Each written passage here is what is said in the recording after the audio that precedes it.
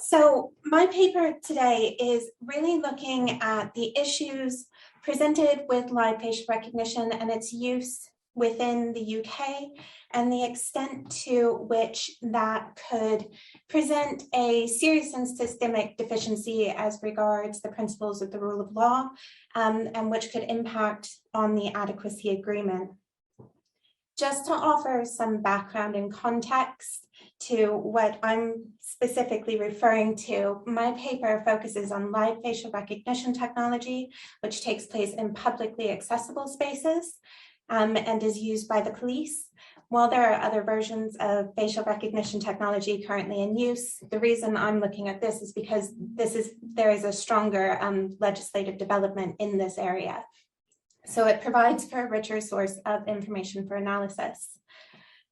The use of facial recognition involves sensitive processing of biometric data within the meaning of Section 35 of the Data Protection Act 2018 in the UK, which basically is the processing of genetic or biometric data for the purposes of uniquely identifying an individual.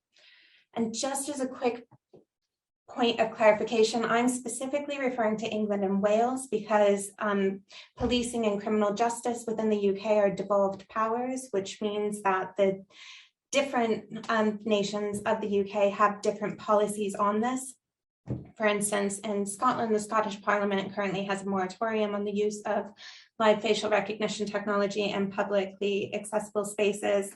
In Northern Ireland, the Police Service of Northern Ireland has indicated that it does intend to use the technology, but does not yet have the capacity. So currently, this is just focused on England and Wales.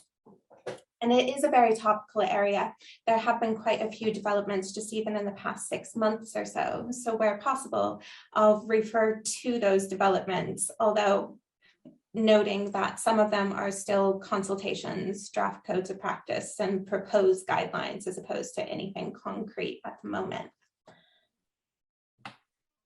And I wanted to look at this issue in terms of how it might impact on adequacy, and specifically within the Law Enforcement Directive 2016-680 and the provisions that sets out for adequacy. Now, as I'm sure everyone in this room is aware, the adequacy agreement was reached in June. And within that agreement, it sets out that the law enforcement information sharing is adequate and ensures that intelligence and communications can be shared between the UK and the EU, which is quite important because other routes of information sharing are often very long, very onerous, and very difficult. Importantly, within that agreement, under Article 3, there are provisions wherein there might be a decision to suspend, repeal, or amend the adequacy agreement. And in particular, subsection 3 states that member states and the Commission shall inform each other of any indications that interferences by United Kingdom public authorities with the right of individuals to the protection of their personal data go beyond what is strictly necessary, or there is no effective legal protection against such interferences. And so that was sort of my starting point, is the position in the UK, specifically England and Wales, does it diverge significantly from the European position to the extent that it can impact on the right of individuals going beyond what's strictly necessary and failing to provide effective legal protection? So that was sort of my starting point. So having particular regard to the exercise of individual rights in the areas covered by the adequacy decision, as well as the operation of oversight bodies. And when looking at this, I chose to focus on a few particular areas. And of course, there are a lot of different areas with facial recognition technology, bias and discrimination and various other areas. For the purposes of what I was looking at, I specifically focused on the legislative framework and whether there were divergences in the legislative framework at UK level versus EU. And I looked at the creation watch list, which are the basis for the technology, so the identification of individuals of interest who are identified by facial recognition technology. And then importantly, I looked at the oversight arrangements between the two different regimes and whether those demonstrated a conflict between each other. And so those are the 3 points that I'll be talking about in my presentation today.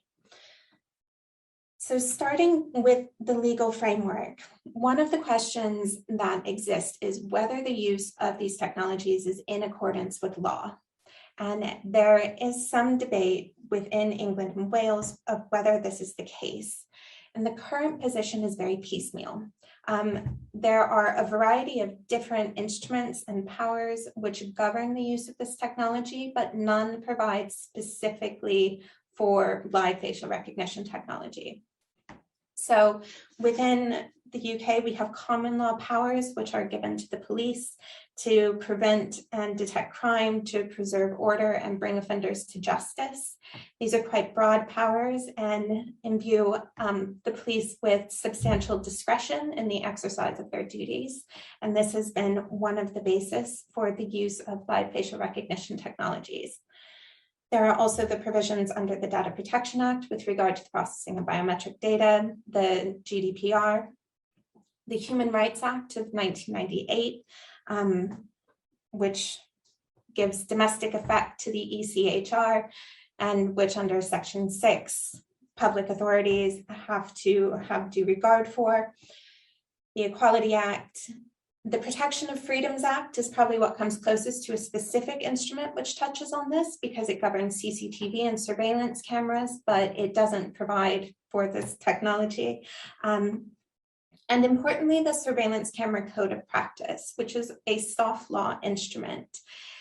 It is currently being updated. It's under, well, I believe the consultation closed last week on the latest version of the Surveillance Camera Code of Practice, which is the first version and first of any of these instruments which specifically references the use of live facial recognition technology.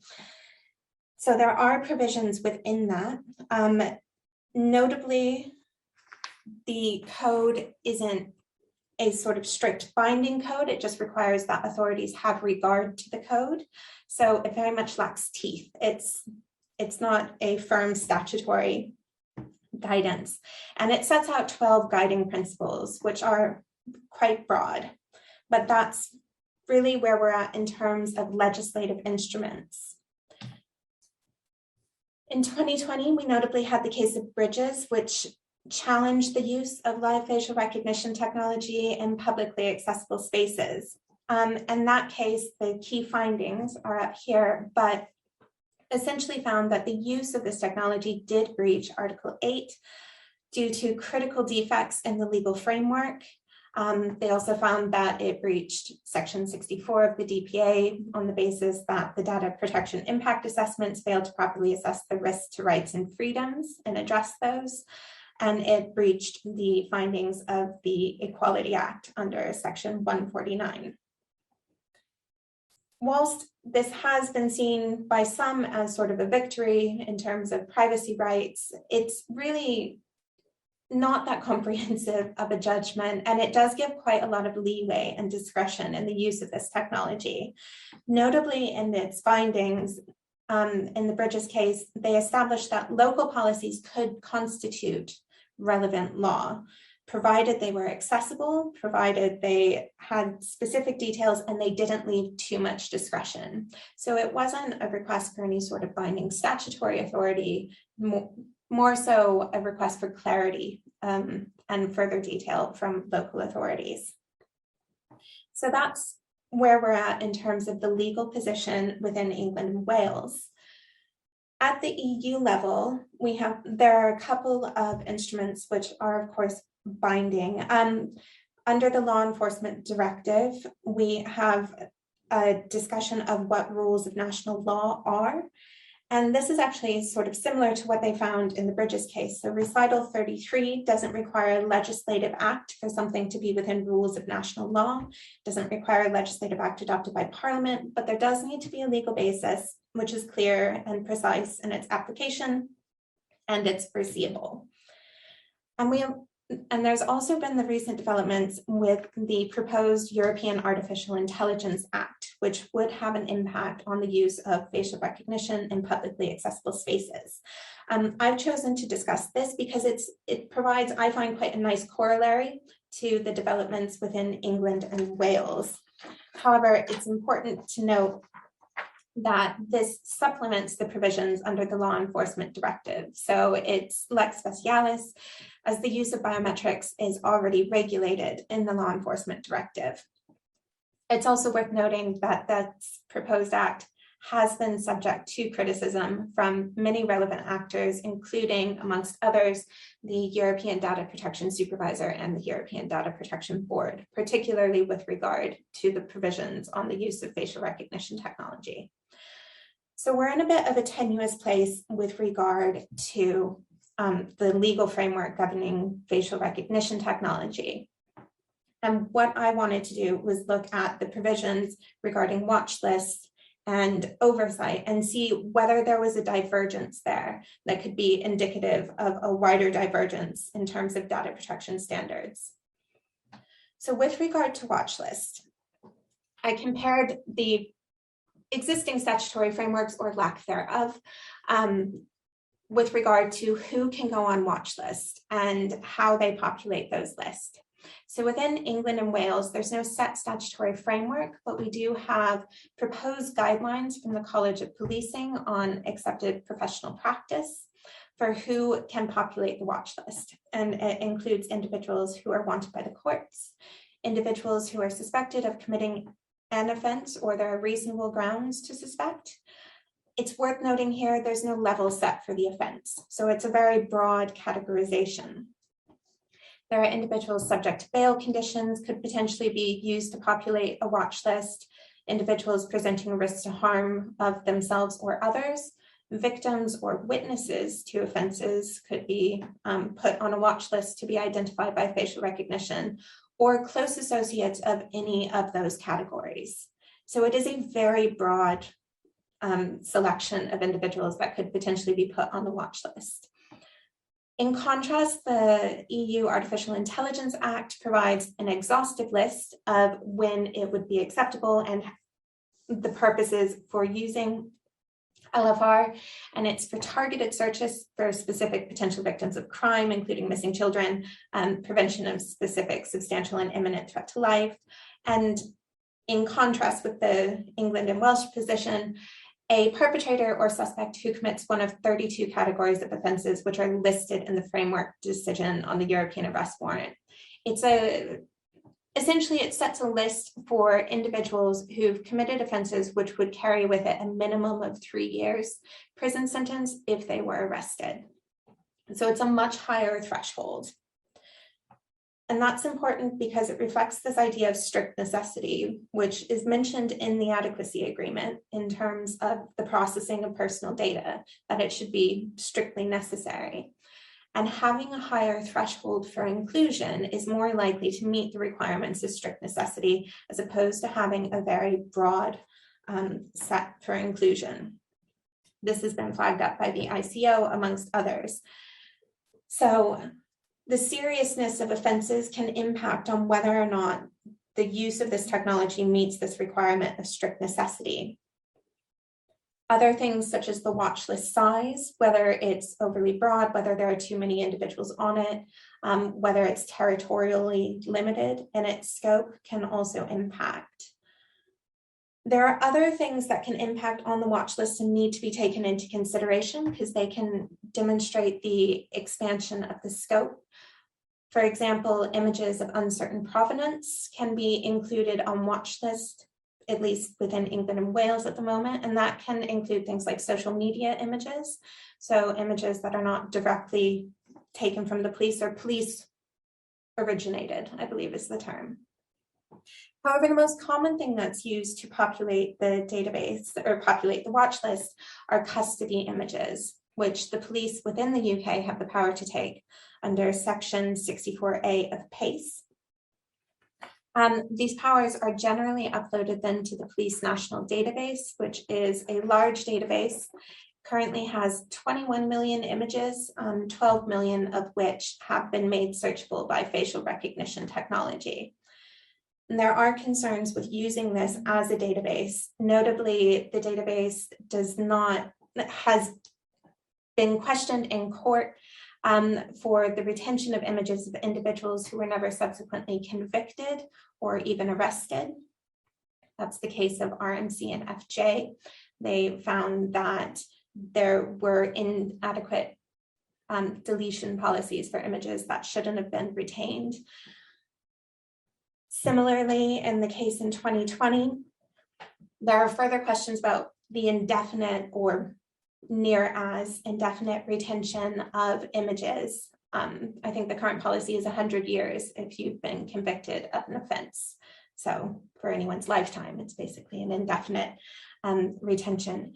So the custody images, there are questions about the fidelity, about the integrity, about the quality of the images drawn from the custody images database, which can impact on the quality of the watch list. Similarly, the age of images and associated metadata. And there's another point in here just about non-police originated images. The UK guidelines currently permit the inclusion on watch lists of non-police originated images, which are not taken under the direction or control of the police, and may include those provided from law enforcement partners, including those outside of the UK. So there's the potential for information sharing to then impact on the creation of watch lists and the database. So it flags up a lot of questions about information sharing, data protection, and the integrity of the data which is being shared.